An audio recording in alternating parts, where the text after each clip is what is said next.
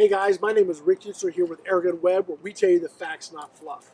Today we're going to take a look at a game-changer airgun from 2017 SHOT Show, the Hatsan Barrage. Does it live up to the hype? You have to watch the video to find out.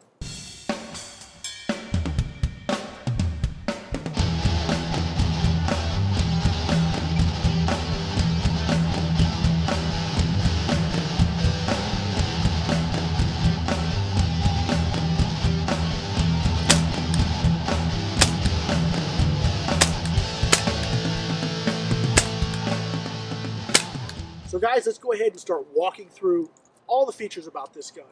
First of all, it's pretty heavy. You're going to find that right away. When you go to pick this up, it's got some weight to it. I love the fact that Hatsan shipped this with the ability to run with open sights. That means you don't have to add a big heavy scope to go out and shoot this gun with some really good accuracy.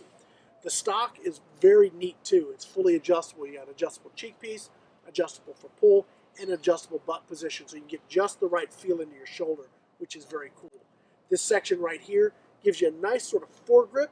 It's a little too far back on the rifle version of this gun, so I would probably put a foregrip up here if I wasn't shooting from the bench.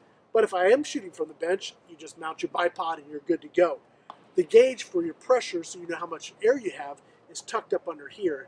It's tough to see it, but you flip it over when you fill it and it's right there. When it comes to filling, this is a 500cc bottle, so you probably don't want to try and hand pump it. That's going to be a lot of work. You probably want to fill from a tank. It does take up to 250 bar, which means you get a lot of shots out of this gun. And when I'm talking about a lot of shots, I'm talking about 120 shots, 120 usable shots out of this rifle in 22 caliber. The magazines in 22 hold 12 shots apiece. It comes with 3. And they actually store right in the butt of the gun, which is very, very cool. And you're going to run through these things, so it's nice to be able to have them right on tap and cycle them into the action very quickly. So the cool thing about the semi-automatic feature of this rifle, it's not battery actuated, doesn't have a motor in there. It works by using the air from your shot. So when you fire and the air drives the pellet down the barrel, the extra air goes through here and sets you up for your next shot. So it cycles everything. Inside the magazine, there's a rotating wheel in here with a spring, and that brings your pellet into the next position as the bolt comes forward and you're ready to pull the trigger for your next shot. So as you're going to see in this video, I tried to run a skills course, and I was being very aggressive with the how fast I was pulling the trigger, trying to double tap the targets. And these being sort of stiff, they didn't keep up, so the rifle did jam on me a little bit. Now, Aaron ran the same course before me with the same magazine and had no problems, but he was more deliberate on the trigger and wasn't so aggressive. And I do know that these do loosen up as you use them, and over time, you'll be able to get more aggressive with that shot cycling. But out of the box, it may be something you want to pay attention to. Don't get super aggressive with it, because you may wind up jamming it. It does clear easily, and if you've ever had a semi-automatic rifle, guess what? Jams are just part of the equation. It's going to happen. Now, we talked a little bit about shot count. Let me explain a little bit more about that. So we got 120 usable shots. So we shot from I don't know, 900 feet per second, all the way up to 1,066, and then back down into the into the 900s again. So we're looking at an extreme spread of about 166 feet per second. That's a big extreme spread. So if I take the bottom 2 mags and then the top mag out of the equation, that leaves me with 84 shots. Those core 84 shots had an extreme spread of about 60 feet per second. That is extremely usable. And we're talking about energy. I was shooting the Plinking pellets. They're 12.93 grain, and I was getting right around 32 foot-pounds at the top end. That's a lot of energy out of this gun. When we moved to shooting for accuracy, we switched to the Baracuda Hunter Extremes. Now those pellets shot very well, and they produced upwards of right at 40 foot-pounds.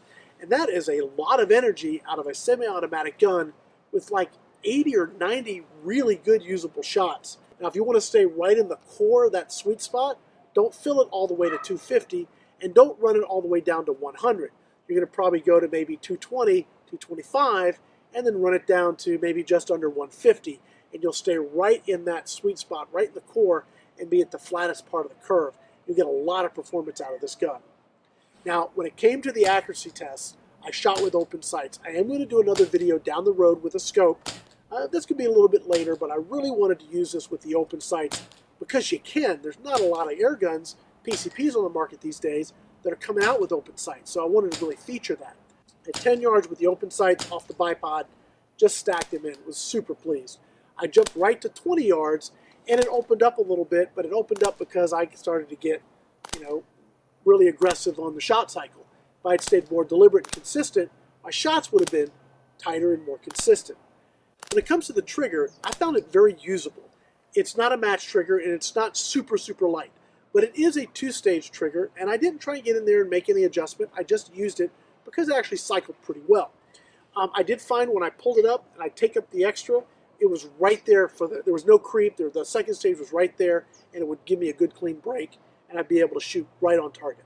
So let's wrap this up. Is the Barrage a game changer? Yes, it absolutely is. It's semi-automatic, massive shot count, really good power, and really good accuracy, and the form factor is really pretty decent. A lot of customizability here, and it gives you the flexibility of bipod, foregrip, whatever you want, and that front Picatinny rail. I'm very, very impressed with what I'm getting out of this for performance and accuracy. Can't wait to go ahead and scope it and take this review to the next level. That's something that I'm really looking forward to. If there's a little bit of a hitch, it's the magazines. They come a little stiff. They're a little bit finicky to load. But once you sort of work through that and you get some use into them, that should become second nature. You shouldn't have any problems with them. So if you're looking for that semi-automatic, really truly a decent hunting rifle, semi-automatic PCP 22 caliber hunting rifle, man, this thing's got it going on. Well, guys, I want to thank you for watching, and I also want to thank PyramydAir for sponsoring AirgunWeb in these videos. If they did not provide the support they do, I would not be able to do this, and I really, really appreciate all they've done for me over the years. Now, when you're looking to buy your next airgun, looking to get your next batch of airgun supplies, go over to www.PyramydAir.com, and please be sure to let them know that Rick sent you their way. My name is Rick Eutsler here with AirgunWeb. Remember, when you're looking for honest, real-world airgun reviews, think AirgunWeb, where we tell you the facts, not fluff. Thanks for watching.